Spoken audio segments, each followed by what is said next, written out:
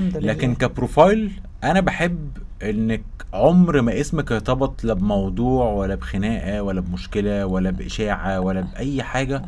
انا بفن وبس. لا ربنا ما يجيبش مشاكل ولا ما اشاعات بتحبيش ولا المشاكل، ما بتحبيش لا لا لا، ليه ولا ليه؟ مش قصدي ما بتحبيش، ما حدش بيحب المشاكل، بس قصدي ما بتهتميش باي حاجه ممكن تفتح باب مشكله. لا هو ايه كمان، انا بالنسبه لي يعني عارف المثل اللي بيقول لك عتاب الندل اجتنابه. فهو ده ده المثل. الاسلوب. اللي هو مثلا حد لقيته وحش، مش لازم هروح مهاجماه زي ما هاجمني مثلا، او زي ما من تحت لتحت بيهاجمني. ما هو في ناس ممكن تزق ناس عليك طبعا، يكتبوا تلعب كومنتات. وانا هي بعيد، انا ما تقول عملتش انا حاجه. عايزه كومنتات تبقى مش عارفه ايه. ماشي. فممكن ده حتى لو ده حصل انا ما بردش على ماليش فيه، ما الكومنتات، بتبصيش. وببقى بقى ايه اللي هو ماليش دعوه باللي بيعمل معايا حاجه مش حلوه، اكتر من ان انا اروح اتخانق معاه يعني. خالص. فبتتجنبي اي حاجه تجيب وجع دماغ يعني. مش عايزه يعني عارف.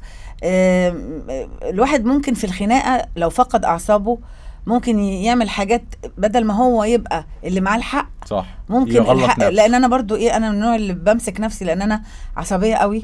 ولو اتعصبت قوي ما تعرفش ممكن ايه اللي يحصل، عارف بتضلم معايا بتقفل. ايوه. فعشان كده ما بحبش اخش في يعني، عشان انا اتعصب ده لا باخد يعني بقعد افكر 100 مره قبل ما اخرج اهجم على حد.